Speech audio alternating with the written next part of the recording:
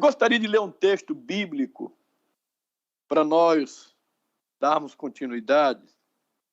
Fica em 1 Samuel, capítulo 4. Nós vamos ler do versículo 10 em diante. 1 Samuel, capítulo 4, versículo 10. Diz assim: Então os filisteus lutaram e Israel foi derrotado. Cada homem fugiu para a sua tenda. O massacre foi muito grande. Israel perdeu 30.000 homens de infantaria. A arca de Deus foi tomada e os 2 filhos de Eli, Hofni e Finéia, morreram. A batalha foi grande. A arca foi tomada e os 2 filhos de Eli morreram. Naquele mesmo dia, um benjamita correu da linha de batalha até Siló com as roupas rasgadas e terra na cabeça. Quando ele chegou, Eli estava sentado em sua cadeira ao lado da estrada. Estava preocupado, pois em seu coração temia pela arca de Deus. O homem entrou na cidade, contou o que havia acontecido e a cidade começou a gritar. Eli ouviu o grito e perguntou o que significa esse tumulto. O homem correu para contar tudo a Eli. Eli tinha 98 anos de idade e seus olhos estavam imóveis. Ele já não conseguia enxergar. O homem lhe disse: Acabei de chegar da linha de batalha, fugi de lá hoje mesmo. Eli perguntou: O que aconteceu, meu filho? O mensageiro respondeu: Israel fugiu dos filisteus e houve uma grande matança entre os soldados. Também os seus 2 filhos, Hofni e Finéia, estão mortos.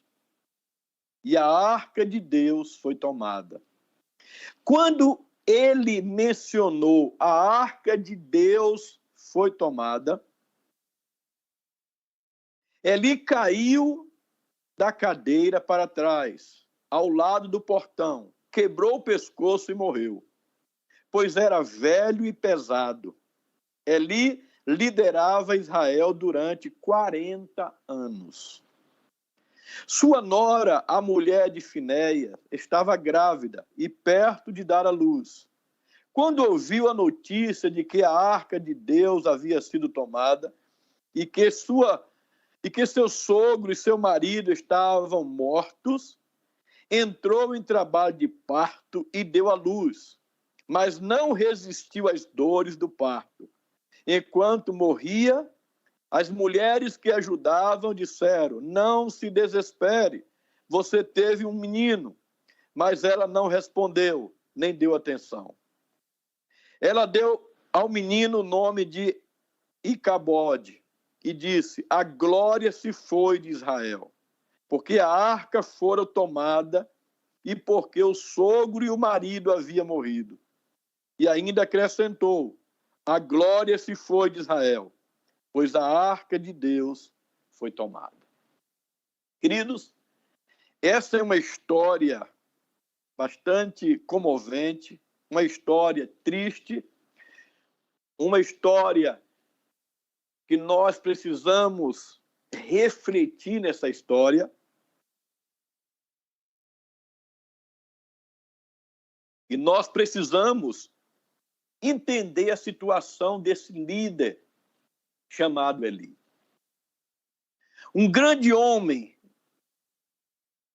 que fracassou como líder e como pai, como sacerdote, porque ele cuidou de Israel por 40 anos, foi juiz, foi sacerdote. Talvez Eli tenha cuidado de tantas famílias e Eli esqueceu da principal família, que era a sua família. Eu creio que todos nós, ou a maioria, ou quem não conhece a história da família de Eli, por favor, faça uma leitura e comece a ler 1 Samuel, para você entender a história da família de Eli, e depois vai para outros livros onde menciona muito essa família. Mas eu vou falar um pouco de algumas situações que nós estamos vivendo nesses últimos dias. Há uma desintegração da família por todos os lados. Há um índice nunca visto antes de divórcio, de filhos de pais separados, de pais solteiros, filhos criados por padrasto e madrastas, filhos criados sem uma base familiar e sem uma referência de pai. Há um percentual enorme de infidelidade conjugal, de adultérios, de imoralidade e de destruição familiar. A pornografia escraviza uma grande parte da população mundial e principalmente da população evangélica. E isso tem trazido uma desgraça para dentro da família. Isso tem trazido uma degeneração espiritual. Isso tem trazido uma disfunção terrível para dentro de casa. Eu tenho atendido aqui pessoas que estão completamente perdidas porque elas foram iniciadas nessa praga maldita da pornografia por causa dos pais que levaram para dentro de casa, há muitos anos atrás, revistas masculinas, e esses filhos tiveram acesso. Isso, irmão, nós precisamos buscar de Deus uma cura para que o nosso lar não esteja manchado com esse altar de adoração chamado perversão sexual. O diabo tem estabelecido esse desejo carnal, maligno, dentro da família, e esse espírito de perversão tem entrado dentro da família, provocando adultério virtual, altares de adoração, porque quem está lá em 2 Pedro 2, Pedro diz que por aquele que nos domina, nós nos tornamos escravos. E tem muitos homens e mulheres de Deus escravos desse espírito de perversão sexual, escravizando a família, e muitos líderes ministrando no altar, vivendo uma vida completamente desregrada. E talvez numa grande hipocrisia, falando desse assunto onde eles não conseguem vencer, ou às vezes não falando porque tem medo ou não quer falar daquilo que eles são viciados. Eu creio que vocês têm acompanhado o que está acontecendo no Brasil.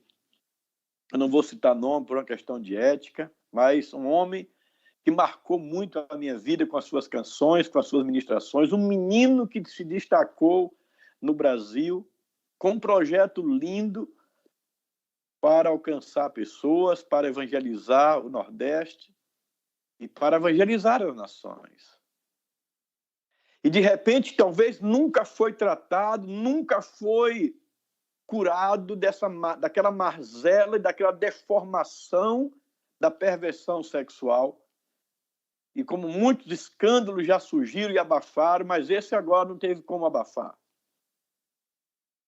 E é triste nós vermos um líder ferido.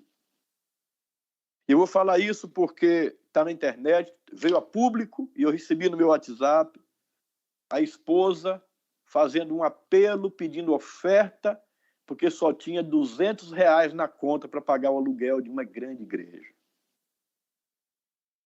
Isso é triste, é vergonhoso para uma família, por causa do escândalo, da perversão sexual que entrou no altar.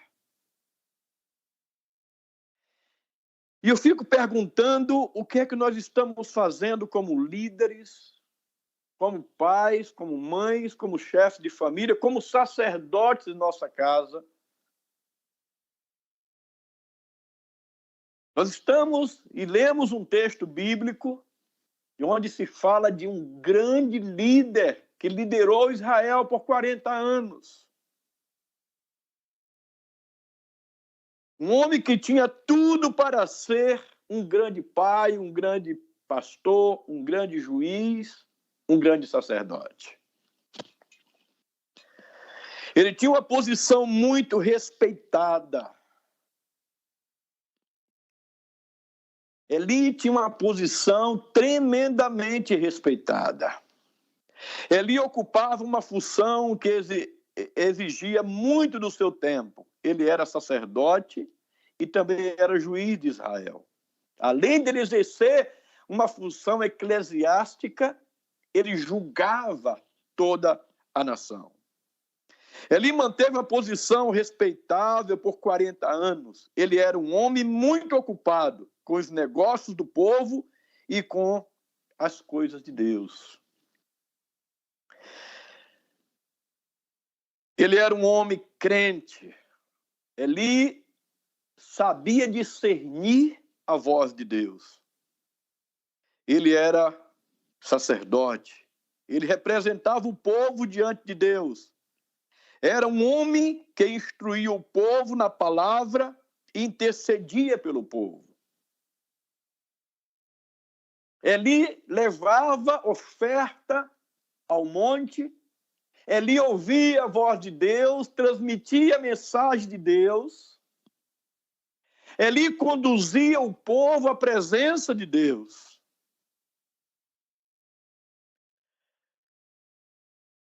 Seu nome significa Jeová é o meu Deus. Ele era um homem de fé. Ele era a boca de Deus. Ele disse para Ana no capítulo 1, versículo 17, vai em paz para a tua casa, e o Senhor lhe conceda a petição que lhe fizeste. E Ana concebeu e deu à luz a Samuel, o qual Deus já falara desde pequeno. E Samuel não sabia discernir a voz de Deus. E Samuel vai depois para Eli, e Eli tem esse discernimento. Quando Deus fala com Samuel, ele diz, olha, essa voz não é do homem, essa voz é de Deus. Quando ele te falar novamente, diga, fala, porque o teu servo ouve. Aparentemente, Eli era um homem muito espiritual. Eli era um homem que conduzia a nação e aquele povo para se encontrar com Deus. Eli era um líder que dava conta do seu trabalho. Eli não foi um homem inconstante. Eli ministrou em Siló 40 anos como sacerdote. E como juiz julgou Israel durante todo esse tempo. Era um homem estável em seu trabalho, um líder entre o seu povo. Ele tinha todas as características de um grande líder para uma igreja. Ele tinha todas as características de um sacerdote eclesiástico. Eli teve filhos que tinha tudo para ser uma bênção, que tinha tudo para ter um lar, uma família equilibrada. Diferente de muitos que hoje nós encontramos, que são filhos sem pai, filhos de mães solteiras, filhos que têm padrasto. Eu não tenho nada contra padrasto, pelo contrário, padrasto é uma missão talvez maior do que a missão de um pai. O padrasto tem uma missão talvez maior e mais respeitada e mais, o que eu posso dizer, difícil do que a missão de um pai. Porque ele assume um filho que não é dele. E ele se torna um pai para curar a ferida do pai que o gerou, que o fez. Mas aqui Eli era pai, Eli era crente. Eli era um pai líder experiente. Eli nasceram em uma família sacerdotal e cresceram num ambiente sagrado. Os seus filhos nasceram num ambiente completamente sagrado, porque seu pai era sacerdote. Eles foram criados num ambiente santo, num ambiente tomado pela glória de Deus. Eles mesmos eram sacerdotes do Senhor. Os filhos de Eli eram sacerdotes do Senhor. Eles eram sacerdotes, mas absolutamente profanos. Eram filhos de sacerdotes, mas eram homens profanos. Eram homens que não respeitavam o sacrifício, estavam mais preocupados com o seu ventre, eram gananciosos, roubava a oferta, roubava a carne, roubava aquilo que era oferecido para o Senhor. Eles eram incrédulos, rebeldes, blasfêmios e filhos de Belial. Eram sacerdotes profanos, mas não se importava com Deus. Apesar de ser sacerdotes, eles eram homens que não exercia o verdadeiro ofício da santidade. Não se importavam com Deus. Conviviam com o sagrado, mas não tinha respeito com Deus, nem com a lei de Deus, nem com o povo. Eles cresceram na igreja, mas não cresceram no Senhor. Quanto mais perto da igreja, mais longe do Senhor. Eles lideravam e ensinavam o povo, mas eram ímpios. Na autoridade do nome de Jesus, nós ministramos e pedimos que o Senhor traga sobre nossas vidas o temor do Senhor. A Bíblia diz que o temor do Senhor é o princípio da sabedoria. Isaías 33, do versículo 5 e 6, Isaías profetiza e diz: grande é Jeová, grande é o Senhor. O Senhor habita na sua grandeza, no seu grande templo. Ele diz: ele virá a nós ao tempo em que você pertence, com salvação, sabedoria e entendimento. Aí ele encerra no versículo 6 dizendo que a chave desse tesouro para termos acesso à sabedoria, à salvação, sabedoria e conhecimento, existe uma chave. Essa chave é o temor do Senhor. E esses filhos de Eli, apesar de serem sacerdotes profissionais, seu pai era sacerdote, exerceram o ministério sacerdotal, eles eram profanos, eles não tinham o temor do Senhor. Então, é importante nós buscarmos esse entendimento para não cairmos no erro que Eli cometeu juntamente com os seus filhos. Talvez você possa dizer, mas que culpa teve Eli? Oh, irmãos, a omissão dentro do lar é terrível. Pais e mães omissos. Pais que não exercem o sacerdócio dentro da sua casa. Mães que acobertam erro dos seus filhos. Vocês estão maltratando os seus filhos.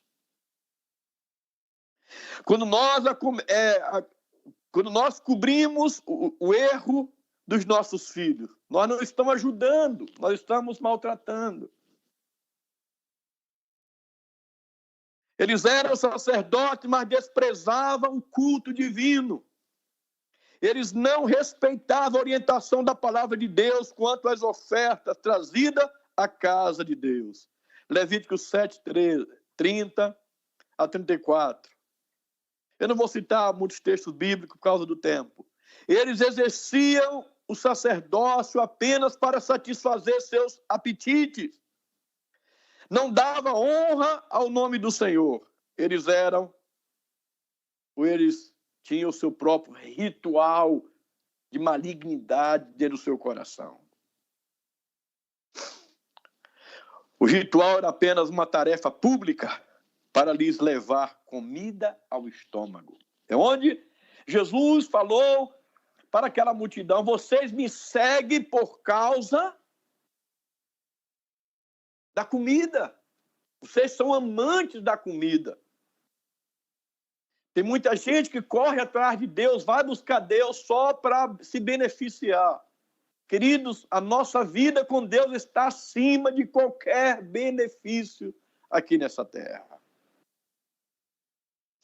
Eles estavam na igreja, trabalhavam na igreja, mas eles não conheciam o Deus da igreja. Desrespeitar as coisas de Deus era o costume deles. Eles eram sacerdotes, mas viviam escandalosamente na imoralidade. O histórico da vida dos filhos de Eli é triste. O comportamento dos filhos de Eli é terrível. É um comportamento que não podemos jamais imitar o comportamento desses jovens.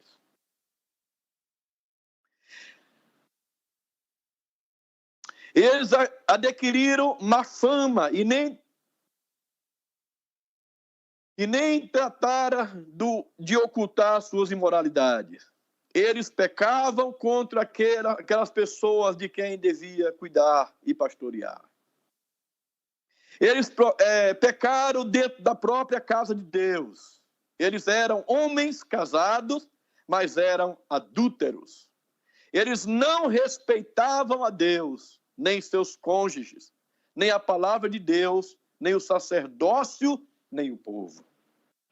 Nós precisamos orar para que Deus levante verdadeiros sacerdotes para liderar o seu povo. Precisamos orar para que Deus levante verdadeiros sacerdotes para liderar a sua casa.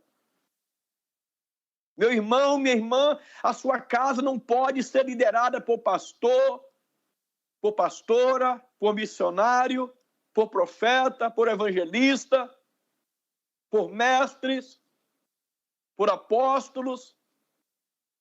A sua casa tem que ser liderada pela unção sacerdotal que Deus te deu. Claro que se você precisa de ajuda, os pastores, os evangelistas, os apóstolos, aqueles que lideram espiritualmente sobre você, eles vão te ajudar. Mas aqui nós estamos diante de um quadro que esses líderes, esses sacerdotes, eram profanos. Eram homens que não respeitavam a unção que estava sobre a sua vida. Eram homens que traziam consigo a mancha da imoralidade, da ganância, do desrespeito. Esses jovens eram sacerdotes, mas não ouviam conselhos nem advertência. É necessário nós nos submetermos aos conselhos, às advertências daqueles que têm mais experiência do que nós. Eles não ouviram nem Eli, nem a Deus. Eram filhos que não ouviam os pais, ou o pai, e nem ouvia Deus. Quem desobedece aos pais, desobedece a Deus. O pecado da rebelião é como o pecado da feitiçaria. Filhos rebeldes são a vergonha dos pais. Assim eram aqueles filhos de Eli. Um homem que fracassou no maior de todos os ministérios. É triste nós ouvirmos e lermos esse histórico, mas é necessário para ver se nós despertemos para os dias que nós estamos vivendo. Ele foi o pai ausente, que não tinha tempo para os seus filhos. Talvez Eli não tivesse tempo para cuidar dos seus filhos ainda pequeno, como cuidou de Samuel. Eli cuidou de Samuel, mas não cuidou dos seus próprios filhos. Eli instruiu a Samuel, mas talvez tenha esquecido de cuidar dos seus próprios filhos. Ele era um pai que nunca estava em casa. Ele sempre estava muito ocupado cuidando dos filhos dos outros, ouvindo, aconselhando as famílias, ajudando e resolvendo os problemas dos outros, e esqueceu-se de seus filhos. Os outros pais podiam sempre contar com os filhos, ou contar a história de Israel para os seus filhos. Mas Eli estava assoberbado com muitas outras coisas e não tinha tempo para os seus filhos. Irmãos, isso é terrível.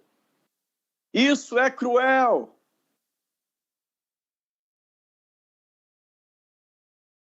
Quantas vezes o ministério rouba esse tempo e você ainda diz, eu não tenho tempo para nada, eu chego em casa cansado, eu estou envolvido com a obra de Deus. Esquece isso. O verdadeiro chamado é quando você assume o seu papel dentro da sua casa. Aí sim, você vai levar a sua casa para o ministério. Você vai levar a sua casa para a igreja. Você vai levar a sua casa para servir a Deus. Eu fico pensando como as pessoas têm a facilidade de dizer que não tem tempo. Eu não tenho tempo para nada. Eu não tenho tempo, pastor, para ler a Bíblia. Nós vamos fazer uma campanha para ler a Bíblia em um ano. E parece que é uma grande coisa. Cheguei no final do ano, consegui ler a Bíblia. Oh, meu santo e minha santa irmã. Em nome de Jesus, tira esse espírito de mediocridade da sua vida. Hoje nós temos mecanismo que pode nos ajudar. Em Romanos 10:17 diz, o crer vem pelo ouvir, e o ouvir pela palavra de Deus. Se você não tem tempo para sentar, para ler, coloque o fone de ouvido, use o aparelho, a tecnologia desse tempo de hoje e ouça a palavra de Deus. A minha filha de 9 anos já leu a Bíblia inteira 2 vezes. O Novo Testamento várias vezes. E já ouviu muito da Bíblia. Ela não sabia ler. Quando ela tinha ainda, antes de nós chegarmos aqui nos Estados Unidos, eu já tinha lido a Bíblia para eles inteira. Sentado com eles todos os dias, 4 em volta, e lendo a Bíblia para eles ouvindo. Aqui começamos novamente, lemos a Bíblia inteira, lemos a Bíblia em inglês. Mas além da nossa leitura diária que nós temos com ele, o nosso culto diário, aí nesse culto nós geramos aquilo que nós queremos da parte do Senhor. Pastor, que maravilha, seus filhos são... que eu posso dizer, um mar de rosas? Não, irmão, meus filhos são bênçãos, eles são discípulos do Senhor. Está escrito em Isaías 54:11. Os vossos filhos serão discípulos do Senhor e a paz dos vossos filhos será abundante. Não é fácil ser pai nessa geração, não é fácil cuidar de 4 adolescentes nesse período tão difícil. Mas eu não abro mão de sentar com eles e orar com eles. Ler a Bíblia com eles. Não tem desculpa para você dizer que você não consegue ler nem ouvir a Bíblia. Você consegue. Eu fiz um desafio comigo mesmo em ouvir toda a Bíblia em um mês. Coloquei o fone de ouvido e ouvi a Bíblia, além do estudo diário que eu tenho com meus filhos, todos os dias. Eu tinha o meu tempo para ouvir a Bíblia. Com 26 dias, eu tinha ouvido a Bíblia toda. Aí, vou completar um mês, comecei a ouvir o Novo Testamento. Antes de um mês, eu ouvi a Bíblia toda e mais uma vez o Novo Testamento.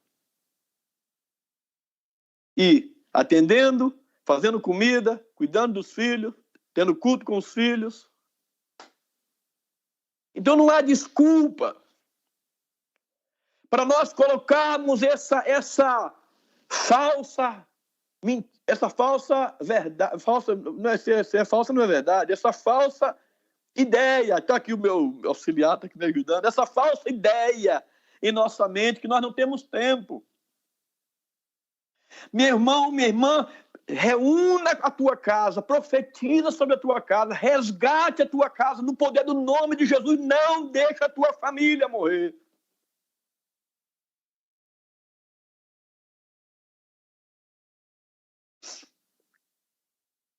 Hófilo e Finéias não tinha um pai disponível. Eles moravam dentro da igreja, mas não tinham um pai presente. Quando os filhos são pequenos, eles querem brincar com os pais e ficar com eles. Mas quando cresce, os pais querem ficar com os filhos, mas os filhos não querem mais. Muitos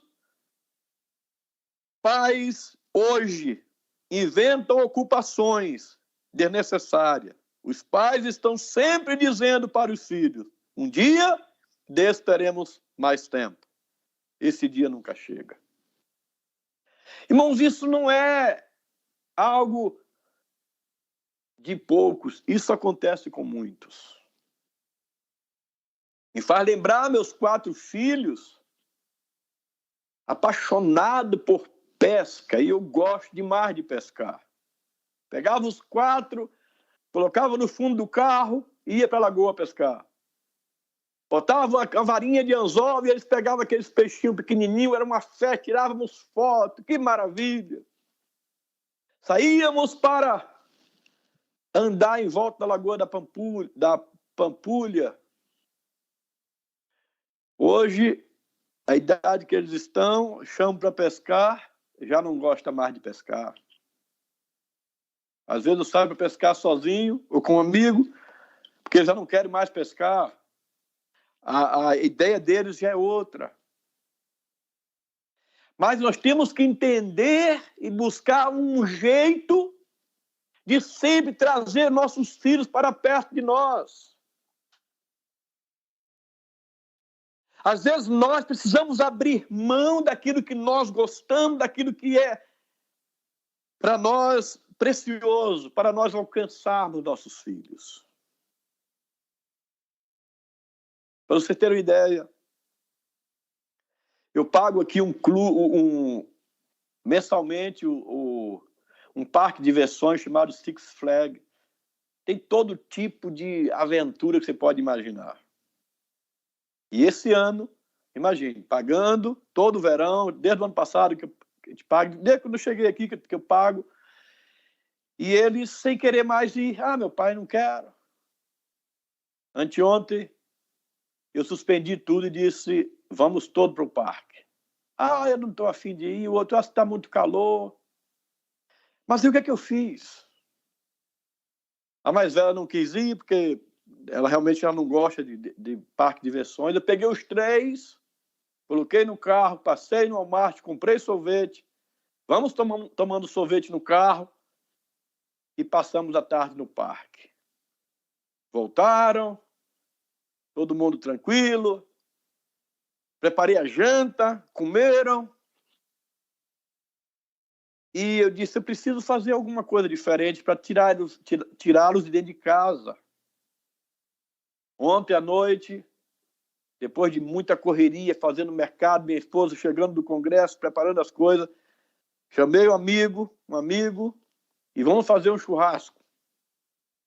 E vamos assar o franguinho, assar uma carne, vamos comer junto aqui, para sair um pouco, para mudar um pouco, para criar uma coisa diferente, para chamá-los para estarem mais próximos, para a gente bater papo. Ficamos até mais de 9, quase 10 horas da noite, batendo papo, conversando, em família.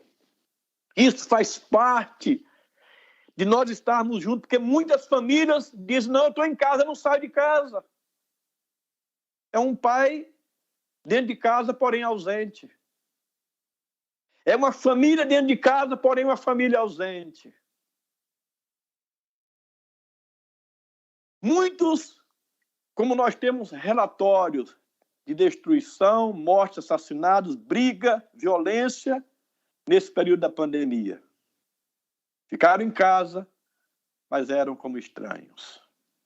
Nós precisamos resgatar esses relacionamentos, resgatar esse tempo de comunhão em família, o que Eli não tinha com seus filhos. Eli foi um pai omisso que não abriu os olhos para ver os sinais de perigo dentro do seu próprio lar. Por gentileza, se você puder, leia depois 1 Samuel 2 e 3, para você entender um pouco dessa história. A divergência veio a público em geral. Era do conhecimento popular. O povo não ocultava, o povo não mais deixava Eli de fora. E o povo falava do pecado dos filhos de Eli. E dizia para Eli, os seus filhos são motivo de tropeço para o povo. Eles estão vivendo de forma escandalosa. Talvez Eli já não podia fazer mais nada. Talvez Eli já tinha perdido as rédeas da sua casa e não podia mais fazer nada pelos seus filhos. O que eles faziam ou fazia era mal. Você ali fica com a imagem arranhada por causa dos seus filhos. A obra de Deus é prejudicada por causa dos seus filhos. Mas a advertência de Eli, talvez, é uma advertência sem resultados. Ele exortava os filhos, mas não disciplinava. Nem o punia, nem os afastava do sacerdócio. Ele exortava com palavras, mas não com ação. Elias era conivente, ou estava afrouxado, medroso diante dos seus filhos. Irmãos, é um perigo muito grande quando nós não tomamos as rédeas de nossa casa, quando nós não doutrinamos nossos filhos. Pais e mães que me escutam hoje. Acorda enquanto é tempo. Me faz lembrar de um jovem. Ele com 18 anos fez algo errado, o pai pegou, deu-lhe uma surra. Ele estava em pé, continuou, não chorou, não derramou uma lágrima. E o pai, chateado com aquilo, em ver aquele filho apanhar e não falar nada, o pai olhou para a cara dele, olhou para a cara do pai, ele saiu, deu uma volta, foi no quarto, pegou as roupas, botou numa mochila, e aí foi lá fora, pegou um pedaço de madeira seca, um galho seco, e entregou ao pai e disse, enverga. O pai disse, não tem como envergar galho seco, ele quebra. Ele disse, pois é, o tempo do Senhor me envergar já passou. Não tente me envergar agora, porque você vai quebrar. Jogou a mochila nas costas e foi embora. Irmãos, quando nós somos omissos, quando nós somos irresponsáveis na educação dos nossos filhos, é um galho seco que vai quebrar, talvez na mão da polícia, da sociedade, e vai arrebentar onde não tem mais jeito. Em nome de Jesus, pai, mãe, acorda enquanto há tempo. Não seja omisso na educação dos teus filhos.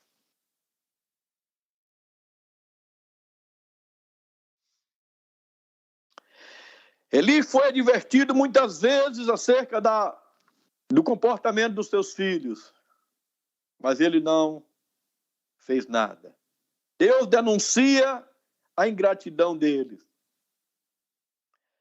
A sentença veio sobre o ministério, sobre a vida, sobre a casa de Eli. O próprio Samuel, a quem Eli educara, profetizou acerca da destruição dos seus filhos.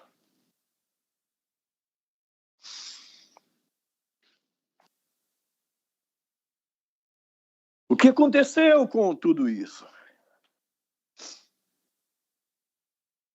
Eli deu mais crédito e honrou mais a seus filhos do que ao próprio Deus, ao permitir que eles continuassem na prática de todos esses pecados, no exercício do sacerdócio. Provérbios 19:18 diz: castiga o teu filho enquanto há esperança.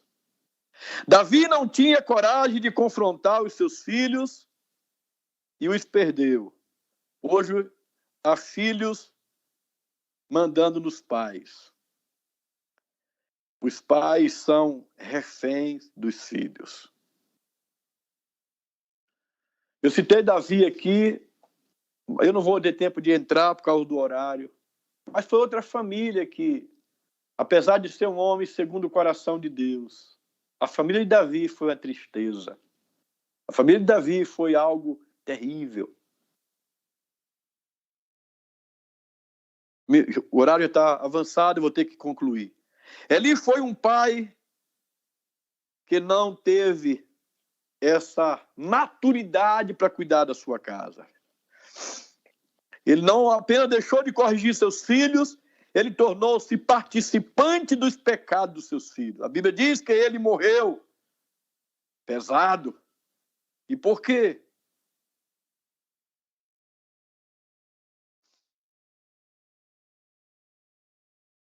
Quem sabe ali comeu do melhor que seus filhos comiam, da gordura e da oferta do sacerdote. Oh, irmãos, quantos sacerdotes estão aí embebecidos com a sua arrogância, comendo da oferta do altar e gastando dinheiro que poderia estar abençoando muitas famílias de forma leviana e irresponsável. Quantos sacerdotes estão só crescendo a barriga? Foi o que aconteceu com Eli. Estava gordo e pesado. Eli precisava se encontrar com Deus. E no texto que nós lemos no início, nós vimos que aconteceu uma guerra. Os filisteus guerrearam contra Israel e roubaram a arca da presença. Será que você já deixou alguém roubar a arca da presença da sua casa? Será que os filisteus já não entraram para roubar a arca da presença da sua família? Ele estava no seu palacete, já não enxergava direito, obeso, sentado em sua cadeira, só ouvia o barulho e não sabia o que estava acontecendo. A cidade entrou em um alvoroço, em desespero, e veio um moço correndo e gritando. Os filhos de Israel perderam a guerra. Os homens de guerra morreram. A arca foi tomada. E ali pergunta para aquele moço o que aconteceu. Ele disse: olha, teus 2 filhos morreram. Os homens, soldados morreram. Os filisteus venceram a guerra. E ali ouvindo aquilo, e aquele moço disse: e a arca da presença, a arca da aliança foi tomada, foi levada. Quando Eli ouviu essa palavra dizer, a arca da aliança foi levada, caiu de costas, quebrou o pescoço e morreu. Era tarde. Meu irmão, em nome de Jesus, não deixe que fique tarde. Não deixe que a presença seja tirada do teu lar. Levante um altar de adoração na sua família. Levante um altar a Deus em sua casa. A nossa casa precisa ser o melhor ambiente para nós estarmos. É o nosso oásis. Temos divergência, temos dificuldade, temos luta, temos discórdia, sim, mas no momento em nós estarmos ali buscando a Deus, a família é a célula principal, a célula máter, a célula mãe, a célula viva da sociedade, é a família. Cuidado, líderes, que acham que o teu chamado é mais importante que a tua família. Cuidado, isso é um caminho de destruição. Precisamos resgatar o nosso chamado, resgatando a nossa família. Depois que ele ouve aquela notícia, a arca da aliança cai, quebra o pescoço e morre. A sua nora estava grávida, no tempo de dar à luz. E quando ela escuta que o seu irmão e o seu cunhado morreram, e quando ela vê o seu sogro morrer, ela entra em trabalho de parto e dá à luz um filho e morre. Mas antes de morrer, ela ouviu as parteiras dizer que o menino estava bem. E foi dado o nome daquele menino Icabode. Foi-se a glória de Israel. Irmãos, que coisa triste. Agora nasce um neto de um avô que foi omisso, que morreu, de um pai que morre e de uma mãe que morre. E essa criança agora se torna órfã de pai, mãe, de avô. E carrega agora uma maldição de um nome onde nunca mais ele esquecera. Onde ele chegava, alguém chamava Icabode, ou seja, foi-se a glória. Acabou a presença, a arca da aliança foi levada. Imagine carregar um nome agora para o resto da vida de uma maldição, foi-se a presença da sua vida e de Israel. Ou seja, as consequências do pecado, a raiz da iniquidade, a omissão e o desprezo pela causa principal de Deus, traz consequências terríveis. Traz sequelas, traz mazela, traz ferida. E para reparar essa ferida não é fácil. Para curar essa dor não é fácil. Cresce agora um menino sem pai, sem mãe, sem avô, sem tio, sem sacerdócio. E com um nome entranhado na sua alma, foi-se a glória, Icabode. Talvez você que me ouve esteja dizendo, Icabode, foi-se a presença da minha casa, da minha família, da minha vida. Mas hoje eu te convido a retomar essa presença de Deus para sua casa. A restaurar o teu lar e estabelecer um altar da família a Deus. Estabelecer um altar de adoração a Deus. Estabelecer um legado e declinar a sua família para adorar a Deus em sua própria casa. O maior altar de adoração é a sua casa. Há muita hipocrisia de nossas vidas quando nós achamos que o altar da adoração é a igreja. Nós somos os altares de Deus. Se você quer zelar da igreja e não zela da sua casa, você está em falha. É importante zelar da igreja, do espaço físico, isso é importante e não deve ser desprezado. Porque o ambiente onde nós nos reunimos para cultuarmos e adorarmos a Deus. Mas o maior altar de adoração é a sua casa e a sua família. Não deixe Satanás roubar essa realidade. Não deixe que Icabode se torne uma frase na sua casa, mas que a sua casa se torne o altar da presença, o altar de adoração. Eu quero profetizar para você novamente, lendo Isaías 54:11.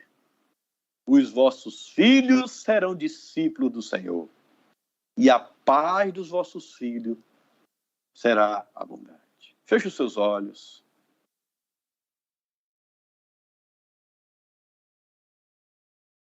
Eu gostaria de estar aí perto de vocês, ou presente aí com vocês.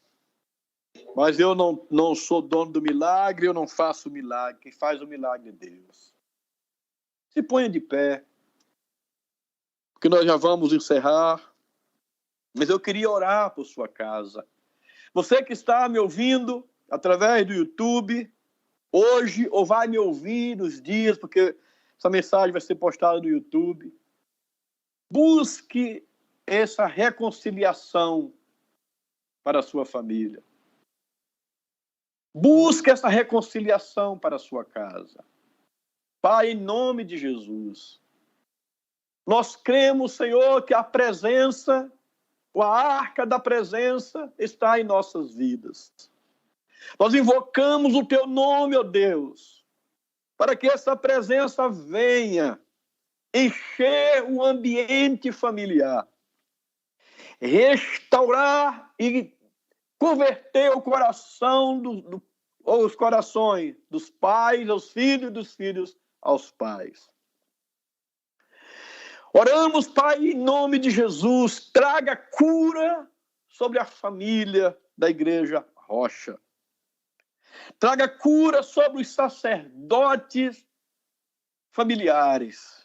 Traga cura sobre cada vida, cada família que está me ouvindo, que o Senhor possa alcançá-los e possa transformá-los pelo poder que há no nome de Jesus. Que o sacerdócio familiar seja restaurado. Que a convivência familiar seja restaurada. Que a adoração, o altar da família seja restaurado. Que levantemos um altar de adoração para o Senhor em nossa casa. Que levantemos um altar de esperança para filhos e pais que estão desesperançados. Em nome de Jesus. Meu Deus, nós precisamos ser livres, Senhor, de toda opressão, de todo espírito que tem se levantado contra a família. Nos livra, Senhor, nesse momento, para juntos entendermos que a nossa família foi estabelecida pelo Senhor. Profetizamos filhos livres, sacerdócios familiar livres, mulheres livres, cônjuges curados e restaurados, pais que amem os seus filhos, filhos que amem os seus pais, mas acima de tudo, famílias que amem o Senhor e estabeleça um tempo de cura e de restauração. Em nome de Jesus, Pai, nós oramos. É na autoridade do Teu nome que nós liberamos a bênção sobre o Ministério Rocha, sobre os pastores, sobre a apóstola Sheila, sobre seus filhos, sobre todo o conselho, sobre todos os irmãos, sobre todos os membros, sobre aqueles que estão aqui, ou que estão aí, que estão em suas casas, que sejam alcançados pelo poder da Tua palavra, que seja estabelecido um altar de adoração, um altar ao Deus vivo em suas casas, para que esse ministério cresça e alcance outras famílias. Que o verdadeiro chamado que nós precisamos, ó Deus, nós entendamos que é o primordial, é o principal ministério, é a nossa família. Eu oro nesta hora, Pai, e abençoo o Teu povo, em nome de Jesus.